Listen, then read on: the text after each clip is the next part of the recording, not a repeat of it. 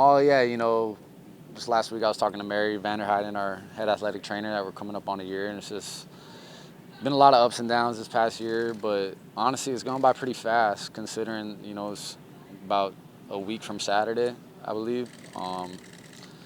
But, just where I'm at now, it's night and day from then, and, I'm definitely grateful for where I'm at. What's a moment of difficulty that you really had to push through?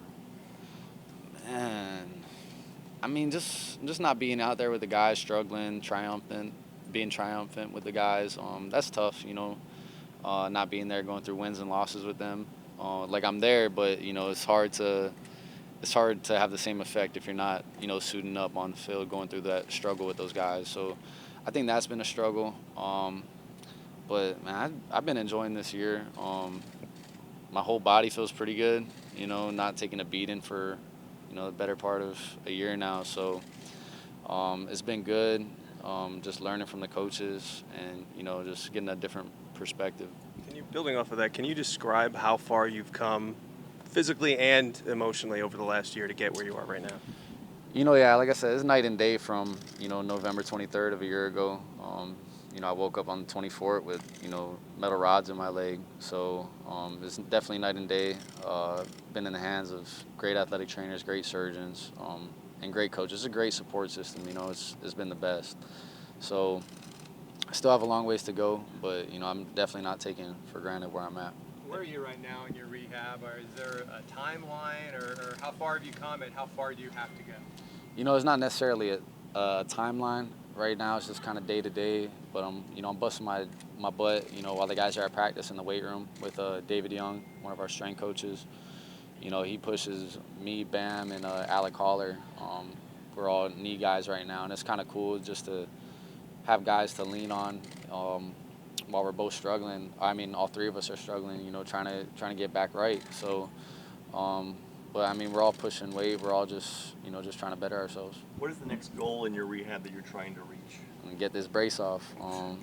That's the next goal, and it should be some point in the near future. I get this off, just normal day function, then I'll move to a sports-specific brace. What's the dream now? Dream's the same. I want to go to the NFL one day. I want to play football.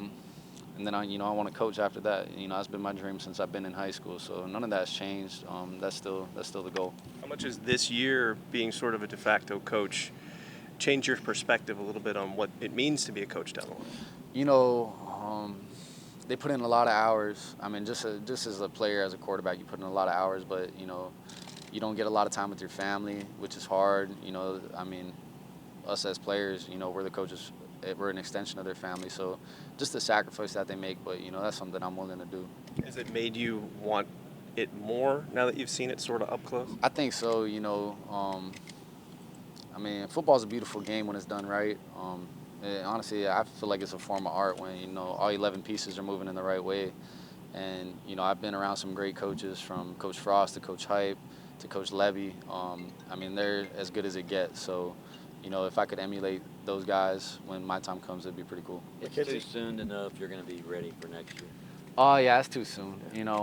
That's the end goal. I want to get back out there and suit it up with my guys, but I don't want to be in a position where, I'm out there 85, 90%, not being the best player I can be for those guys. And I feel like it'd be a disservice to myself if, I'm not right, or I don't fully trust the leg to, make cuts, jumps, whatever, you know what I'm saying? So.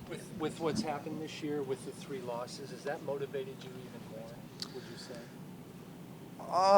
Not so much. I think it's maybe motivated me to, embrace more of a leadership role. Like I said, it's kind of hard, not suiting up with the guys, to be a guy speaking to them, because you're not going through that struggle with them. But, I still feel like I have some influence in that locker room.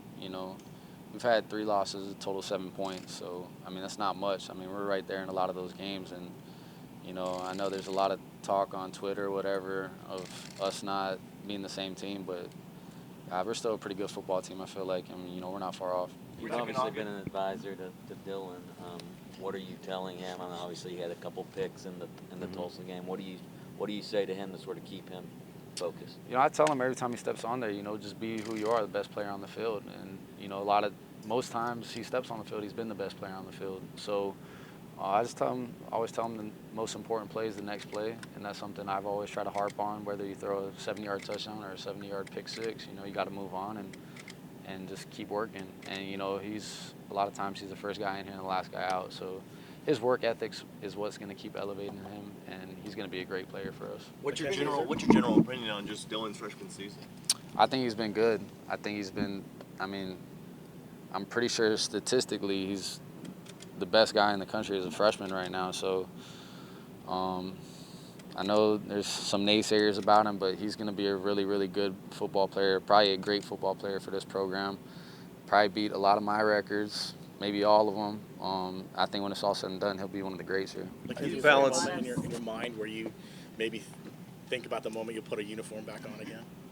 I haven't really thought about it too much, but I know when that time comes, it'll be pretty emotional, and I'll just want to go play my heart out like I always have.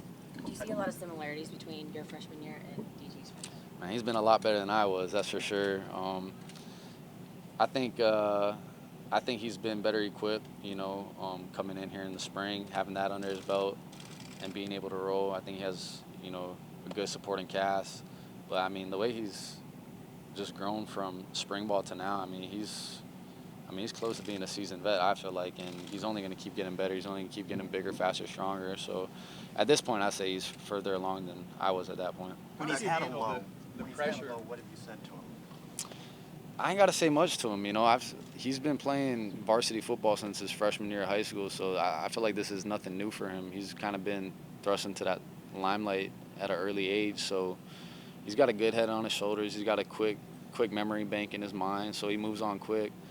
Obviously, he doesn't like losing, so he's bounced back every time we've taken a loss. So I'm sure next week against Tulane he'll be ready to roll. Besides in the August. brace, what physically can't you do and what can you do at this point?